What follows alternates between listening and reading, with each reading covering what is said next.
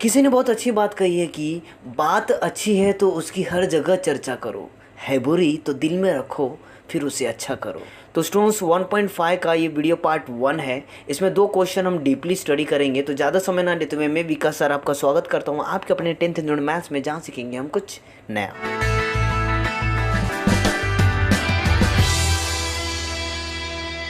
तो स्टूडेंट्स आ गए हम लोग अपने पेज पे और देख सकते हो यहाँ पे कृति है और इसको फिल करना है। तो आप देख सकते हो कि यहाँ पे लिखा हुआ है मैं सार्थक, मेरी वर्तमान आयु x है। मतलब जो सार्थक है उसकी वर्तमान आयु x है और जो साक्षी है उसकी वर्तमान आयु y है। ठीक है, अब इससे रिलेटेड कुछ क्वेश्चंस दिए गए हैं और उससे हमें समीकरण बनाना है। तो कैसे बना सकते हैं चलिए देखते हैं। तो यहाँ पे पहला क्वेश्चन देखिए ये वाला है। इसको देखिए आप क्या लिखा है यहाँ पे, सार्थक की आयु। सार्थक की आयु क्या है, x है, तो x लिखिए यहाँ पे। फिर देखिए उसके बाद साक्षी, जैसे ही साक्षी दूसरा नाम आया ना तो आप बराबर का साइन लगाइए। ठीक है, उसके बाद क्या लिखा है, साक्षी की आयु। साक्षी की आयु क्या है, y है। के दुगुने, दुगुने है तो यहाँ पे 2 लगा दीजिए, दुगुना हो गया। से 8 वर्ष कम है, 8 वर्ष कम, कम के लिए आप माइनस करते हैं तो -8 लिख दीजिए। देखिए बन गया ये। अभी क्या करेंगे आप, x जो 2y है उसको यहाँ पे लेके जाएंगे तो +2y था वो यहाँ पे -2y हो गया, बराबर ये -8 तो यहीं पे रहेगा। तो देखिए ये समीकरण आपका बन चुका है। ठीक है, अभी ये क्वेश्चन देखिए यहाँ पे लिखा है 4 वर्ष पूर्व। पूर्व मतलब होता है पहले, मतलब 4 साल पहले साक्षी की आयु सार्थक की आयु से 3 वर्ष कम है। तो पहले तो मैं यहाँ पे बना लेता हूँ, जो सार्थक की वर्तमान आयु है वो x है और 4 वर्ष पहले क्या हुई होगी, -4। ठीक है, वैसे ही साक्षी की आयु, अब देखिए यहाँ तक तो हो गया 4 वर्ष पूर्व। ठीक है, यहाँ तक तो मैंने ये लिख दिया। ठीक है, अब यहाँ से देखिए साक्षी की आयु, तो साक्षी की आयु लिखते हैं यहाँ पे y -4। फिर सार्थक की आयु, जैसे सार्थक का है तो यहाँ पे बराबर का साइन लगाइए। सार्थक की आयु, सार्थक की आयु क्या है, x -4। सार्थक की आयु से 3 वर्ष कम है, तो यहाँ पे 3 वर्ष कम है तो कम के लिए आपको माइनस लगाना है। तो ये बन चुका है। इसको सॉल्व कर लेते हैं। देखिए x को आप इस साइड लेके जाएंगे तो क्या हो जाएगा, -x और यहाँ पे +y है। ठीक है, और इन दोनों को सॉल्व कर लेते हैं दूसरे से, माइनस माइनस प्लस होता है तो -7 हो जाएगा और ये -4 जब इधर जाएगा तो +4 हो जाएगा। नेक्स्ट क्या हो जाएगा, -x + y बराबर -+-7 में से 4 जाएगा तो बचेगा 3। अब बड़े नंबर का साइन लगा दीजिए। ठीक है, तो ये बन गया आपका समीकरण। अभी कर लेते हैं ये वाले क्वेश्चन को। यहाँ पे देखिए क्या लिखा है, सार्थक और साक्षी की वर्तमान आयु। सार्थक क्या है, x है और साक्षी की वर्तमान आयु, साक्षी की वर्तमान आयु क्या है, y है, का योगफल 25 है। योगफल मतलब होता है जोड़ना, जोड़ना मतलब यहाँ पे जोड़ दीजिए, अब बराबर 25 दिखा दीजिए। तो ये बन गया आपका समीकरण। तो देखा कैसे हम लोगों ने समीकरण बनाए यहाँ पे। तो ऐसे ही सारे क्वेश्चन आगे भी हैं। तो चलते हैं प्रसंग्रह 1.5 के क्वेश्चन नंबर 1 में। तो स्टूडेंट्स आ गए हम लोग प्रसंग्रह 1.5 के क्वेश्चन नंबर 1 में। पर ये क्वेश्चन करने से पहले कुछ बातों पे आपको ध्यान देना है। अगर आप ऐसे क्वेश्चन कभी आप खुद कर रहे हैं उस समय आपको अलग नज़रिए से थोड़ा सा इसे देखना है। पहले तो आपको अच्छे से क्वेश्चन को रीड करना है। सेकेंड थिंग कि आपको ये पता लगाना होगा कि कहाँ से कहाँ तक लेने पर समीकरण 1 बन रहा है और कहाँ से कहाँ तक लेने पर समीकरण 2 बन रहा है। ठीक है, ये तो आपकी बात हो गई। तो अब बात करते हैं कि आज मैं जो क्वेश्चन पढ़ाने वाला हूँ आपको, उसको आपको ध्यान से देखना है, अच्छे से देखना है, क्योंकि अगर आपको आता भी रहेगा कुछ न कुछ नया सीखने को आपको मिल ही जाएगा। ठीक है, तो वीडियो स्किप मत करना, देखते रहना। डीप में पढ़ाने वाला हूँ, थोड़ा सा टाइम लगता है क्वेश्चन को, बट मैं डीप में कोशिश करता हूँ पढ़ाने की। तो चलिए इसको कर लेते हैं। देखिए यहाँ पे क्या लिखा है, 2 संख्याओं का अंतर 3 है। यहाँ से यहाँ तक समीकरण 1 बन रहा है और यहाँ से देखेंगे बड़ी संख्या के 3 गुने और छोटी संख्या के दुगुने का योगफल 19 है। यहाँ से लेके यहाँ तक समीकरण 2 बन रहा है। ठीक है, फिर लिखा है वह संख्या ज्ञात करो। ठीक है, अभी यहाँ पे लिखा है 2 संख्याओं का अंतर। इससे पता चल गया कि 2 संख्या है और 2 संख्या कौन सी है क्या आपको पता है, नहीं पता है। तो एक को हम लोग x मान लेते हैं और एक को y मान लेते हैं। ठीक है, और दोनों संख्याओं का जो अंतर है वो 3 है। इससे पता चल रहा है कि एक संख्या बड़ा होगा और एक संख्या छोटा होगा। जैसे कि एक शायद 6 होगा और एक शायद 3 होगा, ये मैं मान रहा हूँ। ज़रूरी नहीं कि वही 6 और 3 ही होगा, कुछ और भी हो सकता है, पर दोनों का अंतर 3 होगा, इससे ये पता चल रहा है। तो एक संख्या बड़ी होगी, एक संख्या छोटी होगी। तो x को हम बड़ा बोल देते हैं और y को छोटा बोल देते हैं। कुछ लोग के माइंड में आ रहा होगा कि सर y को बड़ा बोल दें और x को छोटा बोल दें, चलेगा? जी हाँ चलेगा, क्योंकि आपको तो आंसर से मतलब है, आप क्या किसको मान रहे हो कुछ फ़र्क नहीं पड़ता। ठीक है, तो हम लोगों ने देखिए यहाँ पे बड़ी संख्या x को मान लिया और छोटी संख्या y को मान लिया। ठीक है, फिर मैंने यहाँ से लेके यहाँ तक लिख लिया है, पर जहाँ पे 2 संख्या बोला था मैंने यहाँ पे लिखा है बड़ी संख्या तथा छोटी संख्या का अंतर 3 है। इस तरह मैंने लिख लिया और इसको मैंने पहला शर्तानुसार बोल दिया। ठीक है, अब पहला इसको देखकर समीकरण क्या बन रहा है देखते हैं। तो बड़ी संख्या, तो लिख देता हूँ बड़ी संख्या क्या है, x है। फिर छोटी संख्या y है। उसके बाद बोला है कि उनका जो अंतर है वो 3 है। ठीक है, अंतर कभी भी बोल देगा ना तो समझ लेना कि माइनस करना है। ठीक है, अगर मैं आपसे पूछूं कि 6 और 3 का अंतर क्या है तो आप क्या करोगे? आप माइनस करके तो बताओगे ना, है ना? तो यहाँ तो माइनस हो गया। फिर बोला है दोनों का जो अंतर है वो 3 है, तो यहाँ पे मैं बोल दूँगा बराबर 3। ठीक है, इसका मतलब ये जो दोनों नंबर रहेंगे दोनों को माइनस करके यहाँ पे भी 3 आ जाएगा। ठीक है, तो देखिए आपका समीकरण 1 बन चुका है। अभी हम चलते हैं दूसरी शर्तानुसार पे। तो देखिए मैंने लिख लिया स्टूडेंट्स, बड़ी संख्या के 3 गुने मतलब 3x लिखा है मैंने। गुने मतलब होता है गुणा करना, और बड़ी संख्या हमारा x है और 3 गुना करना है, इसलिए मैंने 3x लिख लिया। और छोटी संख्या के 2 गुने मतलब गुणा, और छोटी संख्या हमारा y है तो उससे 2 गुना मैंने 2y लिख लिया यहाँ पे, का योगफल 19 है। तो इसी को देख के हम लोग समीकरण बना लेते हैं। तो बड़ी संख्या के 3 गुना क्या है हमारा 3x। ठीक है, उसके बाद छोटी संख्या के 2 गुने क्या है 2y। ठीक है, उसके बाद बोला है कि योगफल। अब योगफल कभी भी दे देगा ना तो समझ लेना जो 2 संख्याओं का योगफल बोल रहा है, इसका मतलब दोनों संख्याओं को जोड़ कर बोल रहा है, क्या आएगा आपका 19। ठीक है, तो योगफल मतलब होता है जोड़ना, तो दोनों को जोड़कर 19 मिलेगा हमें। तो इस तरह आपका समीकरण 2 बन गया। अब जैसे ही समीकरण बन गया तो अब तो सिंपल हो चुका है, आप तो ये ऑलरेडी किए हो। मेन प्रॉब्लम होता है समीकरण बनाने में। अगर वो समीकरण हम अगर अच्छे से रीड करके बना लेते हैं तो आगे कुछ प्रॉब्लम नहीं होगा। ठीक है, तो अब इसको सॉल्व कर लेते हैं फटाफट। अभी इसको करने के लिए 3 तरीका है आपके पास। वो क्या क्या है? पहला तो आप 1.1 में जो सीखे थे युगपत समीकरण का हल, उस तरह आप कर सकते हैं। और 1.2 में सीखा था आपने आलेख विधि, तो आलेख विधि से भी आप कर सकते हैं। तीसरा आपने क्रैमर पद्धति सीखा है, उससे भी आप कर सकते हैं। इसमें मैं आलेख विधि को कैंसिल करूंगा, क्योंकि आलेख विधि अगर आप करते हैं तो थोड़ा टाइम ज़्यादा लग सकता है और रॉन्ग होने की भी चांसेस हैं। क्रैमर पद्धति और युगपत समीकरण से आप सॉल्व कर सकते हैं। ठीक है, आपकी मर्जी, आपको जो स्ट्रॉन्ग लगता है आपका वो उससे आप सॉल्व करिए। तो अभी फिलहाल हम लोग युगपत समीकरण से इसको हल करने वाले हैं। ठीक है, तो देखिए यह समीकरण 1 है और जो 2 है इसका ना ही x सेम है ना ही y सेम है। ठीक है, तो क्या करें हम लोग, चलिए y को सेम कर लेते हैं। तो y को सेम करने के लिए क्या करना पड़ेगा, यहाँ पे 2 है, यहाँ पे भी 2 चाहिए, इसीलिए समीकरण 1 में 2 से गुणा कर देते हैं। तो मैं लिख देता हूँ यहाँ पे समीकरण 1 के दोनों पक्षों में 2 से गुणा करने पर। तो स्टूडेंट्स मैंने लिख लिया है, तो चलिए गुणा कर लेते हैं 2 से। अगर यहाँ पे 2 से गुणा करेंगे तो यहाँ पे क्या हो जाएगा 2x माइनस, यहाँ पे करेंगे तो 2y बराबर, यहाँ पे 2 से गुणा करेंगे तो 6 हो जाएगा। इस तरह आपका समीकरण 3 बना। अभी समीकरण 2 और समीकरण 3 देखिए, दोनों का 2y हो चुका है, दोनों सेम हो चुके हैं और दोनों का साइन देखिए अलग है। इस वजह से हम समीकरण 2 और समीकरण 3 को एक दूसरे से जोड़ देंगे। तो मैं लिख देता हूँ यहाँ पे, अब समीकरण 2 और 3 लिख लेता हूँ। जोड़ रहे हैं तो जोड़ का साइन दिखाइए। ठीक है, उसके बाद देखिए दोनों प्लस में है तो प्लस प्लस प्लस होता है, 19 और 6 हो जाएगा 25। प्लस माइनस माइनस ये दोनों कट जाएगा, प्लस प्लस प्लस 3 और 2 हो जाएगा 5x। नेक्स्ट स्टेप हो जाएगा x बराबर 25, और ये जब यहाँ पे जाएगा तो बट्टे में जाएगा। नेक्स्ट स्टेप हो जाएगा x बराबर 5 एकम 5, 5 पचे 25। तो 5 आपका आंसर मिला है x का। ठीक है, तो बड़ी संख्या आपको 5 मिल चुकी है। अब छोटी संख्या मतलब y निकालने के लिए आपको x का मान कोई भी समीकरण में रख दीजिए जो आपको इजी लग रहा है। तो समीकरण 1 जो है ज़्यादा इजी है, तो हम समीकरण 1 में रख लेते हैं। मैं लिख लेता हूँ यहाँ पे।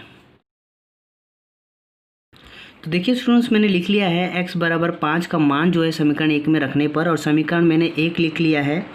अब मैं x का जो मान है 5 यहाँ पर रख दूँगा, माइनस y बराबर 3। नेक्स्ट स्टेप देखिए क्या हो जाएगा, माइनस y बराबर 3, और ये जो 5 उधर जाएगा तो माइनस 5 हो जाएगा, ठीक है। माइनस y बराबर प्लस माइनस, माइनस 5 में से 3 जाएगा तो बचेगा 2, बड़े नंबर का साइन लगा दीजिए, और ये माइनस कट जाएगा तो बचेगा y बराबर 2। इस तरह देखिए y भी मिल गया, मतलब छोटी संख्या बड़ी संख्या दोनों संख्या मिल गया। अभी मैं यहाँ पे आंसर लिख लेता हूँ। तो आई होप स्टूडेंट्स आप लोग को ये समझ में आया होगा। तो करते हैं क्वेश्चन नंबर 2। तो स्टूडेंट्स देखिए क्वेश्चन नंबर 2 में आ चुके हैं हम लोग। यहाँ पे देखिए लिखा हुआ है मैं आयत हूँ। इसका मतलब यहाँ पे एक आयत दिया हुआ है और हमें x और y का मान ज्ञात करना है। उसके बाद यहाँ पे लिखा है मेरा क्षेत्रफल और परिमिति ज्ञात करो। इसका मतलब क्षेत्रफल भी आपको ज्ञात करना है और परिमिति भी ज्ञात करना है। तो इन दोनों के लिए तो फॉर्मूला होगा, पर x और y निकालने के लिए कोई फॉर्मूला नहीं लगने वाला है, उसके लिए आपको समीकरण चाहिए, ठीक है। तो पहले हम लोग समीकरण बना लेते हैं। तो समीकरण आप कैसे बना सकते हो, जैसे कि हमें पता है कि आयत की जो सम्मुख भुजा होती है वो सर्वांगसम होती है। सर्वांगसम मतलब उसे आप बराबर भी बोल सकते हैं, ठीक है। तो ये दोनों एक दूसरे के बराबर हैं और ये दोनों एक दूसरे के बराबर हैं। तो पहले मैं यहाँ पे लिख देता हूँ आयत की सम्मुख भुजा सर्वांगसम होती है। इसके बाद हम लोग ले लेते हैं पहली जोड़ी। पहली जोड़ी आप इसको ले लेते हैं, चलिए। पहली जोड़ी में आप लेंगे 2x प्लस y प्लस 8 बराबर 4x माइनस y, और यहाँ पे चाहिए तो आप लिख लीजिए। तो यहाँ पे मैंने लिख लिया है आयत की सम्मुख भुजा, ठीक है। इसको सॉल्व कर लेते हैं। तो सॉल्व करेंगे तो हमको समीकरण मिल जाएगा। देखिए यहाँ पे 2x है और यहाँ पे देखिए 4x है, ठीक है। तो इसको अगर मैं यहाँ पे लेके आऊँ तो दोनों x साथ में आ जाएंगे, और यहाँ पे देखिए y है, यहाँ पे y है, तो y को भी इधर लाना होगा, और ये जो नंबर दिख रहा है उसको वहाँ पे लेके जाना होगा, ठीक है। 2x लिख लेता हूँ, और 4x को जब इधर लाऊंगा तो ये प्लस में है तो इधर माइनस हो जाएगा आके। उसके बाद देखिए यहाँ पे प्लस y है, ये माइनस y इधर आके क्या हो जाएगा, प्लस y हो जाएगा बराबर, और ये देखिए 8 जो है उधर जाएगा तो ये प्लस में था तो यहाँ पे जाके माइनस 8 हो जाएगा। फिर इन दोनों को सॉल्व कर लेंगे और इन दोनों को एक दूसरे के साथ सॉल्व कर लेंगे, क्योंकि दो x है, हमें एक ही x चाहिए, हमें एक ही y चाहिए, ठीक है। तो देखिए ये प्लस और ये माइनस माइनस होता है, 4 में से 2 जाएगा तो बचेगा 2, बड़े नंबर का साइन लगा देंगे, x हो जाएगा कॉमन, प्लस प्लस प्लस 1 और 1 2 हो गया, और y बराबर -8, ठीक है। नेक्स्ट स्टेप देखिए यहाँ पे भी 2 है, यहाँ पे भी 2 है, तो 2 कॉमन हो जाएगा। माइनस जो है वो x के साथ ही रहेगा, 2 के साथ बाहर नहीं जाएगा, तो यहाँ पे x लिख लेंगे प्लस y बराबर -8, ठीक है। नेक्स्ट स्टेप में क्या हो जाएगा, -x प्लस y बराबर -8, और ये 2 जब यहाँ पे लग जाएंगे तो दोनों के बीच में गुणा है तो इसीलिए ये जाएगा हर में। -x प्लस y बराबर 2 1 कम 2, 2 चौक 8, तो आपको मिला -4 आंसर। तो ये आपका बन गया समीकरण 1, ठीक है। तो देखा आपने समीकरण 1 कैसे बना। इसी तरह मैं लिख लेता हूँ दूसरी जोड़ी।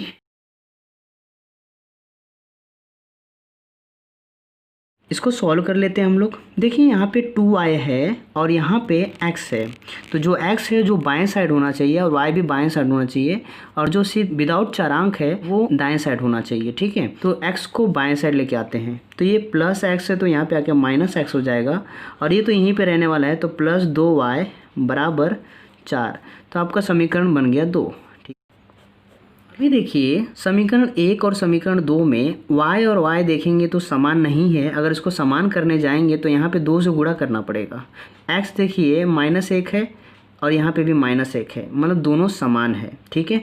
तो इन दोनों को एक दूसरे के साथ सॉल्व कर लेंगे हम लोग। तो क्या करना पड़ेगा, तो दोनों का साइन देखिए माइनस है, सेम है, इसीलिए हम लोग समीकरण 2 में से समीकरण 1 को घटाएंगे। तो समीकरण 2 में से 1 को क्यों घटा रहे, क्योंकि यहाँ पे देखिए 4 है और ये -4 है, तो ये बड़ा नंबर है, इसलिए बड़े में से छोटे को घटाएंगे। तो मैं लिख देता हूँ समीकरण 2 में से समीकरण 1 को घटाने पर। देखिए मैंने यहाँ पे लिख लिया समीकरण 2 में से समीकरण 1 को घटाने पर। अब समीकरण 2 पहले लिख लेता हूँ, फिर समीकरण 1 लिख लेता हूँ। घटा रहे तो यहाँ पे घटाने का साइन दिखाइए, ठीक है।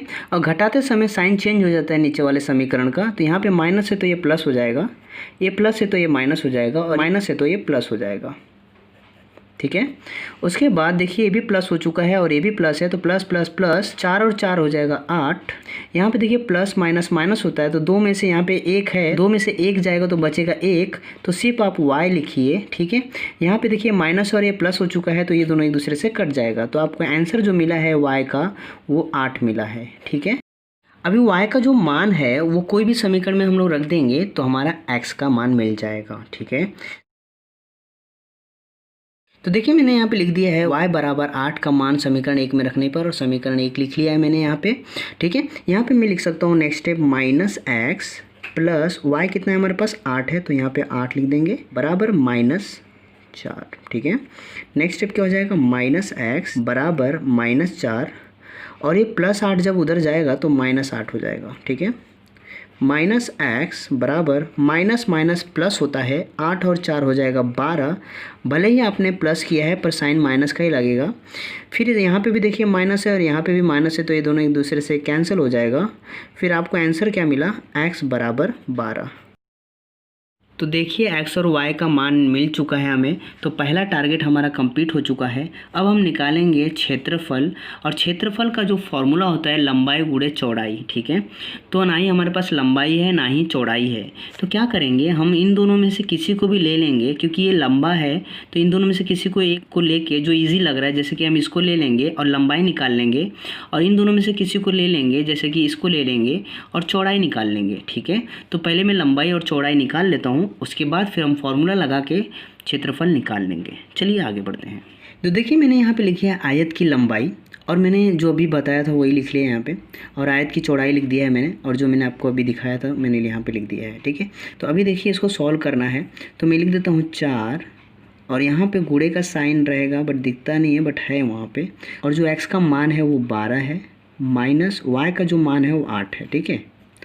जब भी आपको लाइन से माइनस प्लस या गुणा ऐसा दिख जाए तो सबसे पहले आप गुणा कीजिए। तो यहाँ पे हम लोग गुणा करेंगे पहले, तो 12 चौक हो जाएगा 48, और ये -8, ठीक है। प्लस माइनस माइनस 48 में से 8 जाएगा तो बचेगा 40 जो है वो आपका आयत की लंबाई है। तो देखिए यहाँ पे कोई सेंटीमीटर या मीटर तो बोला नहीं है कुछ, है ना, तो हम लोग इसको इकाई बोल देंगे। अभी यहाँ पे हम निकाल लेते हैं आयत की चौड़ाई। x देखिए हमारे पास 12 है, +4, 12 + 4 हो जाएगा 16, लिख देते हैं हम लोग इकाई।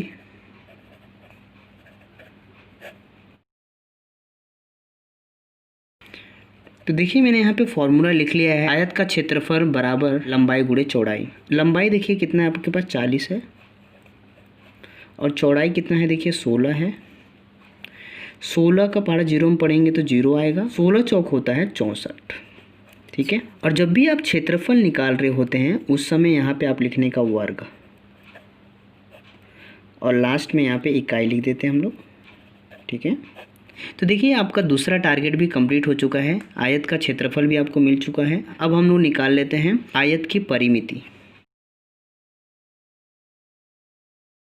देखिए मैंने यहाँ पे फॉर्मूला आयत की परिमिति का लिख लिया है, आयत की परिमिति बराबर 2 गुणे लंबाई धन चौड़ाई, ठीक है। तो यहाँ पे 2 हो जाएगा गुणे, यहाँ पे गुणा नहीं भी दिखाएंगे तो भी चलेगा। लंबाई कितना है आपके पास देखिए 40 है, और चौड़ाई है 16 आपके पास, ठीक है। 2 गुणे, इन दोनों को जोड़ लेते हैं, तो जोड़ेंगे तो कितना हो जाएगा 56। तो देखिए यहाँ पे 56 दूनी, 56 का पढ़ा नहीं आता होगा तो 50 का पढ़ा 2 बार पढ़ लीजिए तो 100 हो जाएगा, और 6 का पढ़ा 2 बार पढ़ लेंगे तो 12 हो जाएगा, तो 112 यहाँ पे लिख दिए। परिमिति को कभी आप वर्ग मत बोल देना, ठीक है, क्षेत्रफल में सिर्फ वर्ग बोला जाता है, ओके। देखिए आपका सब टारगेट कंप्लीट हो गया, XY भी मिल गया, आयत का क्षेत्रफल भी मिल गया, आयत की परिमिति भी मिल गई। तो यहाँ पे फाइनली मैं आंसर लिख लेता हूँ, ठीक है।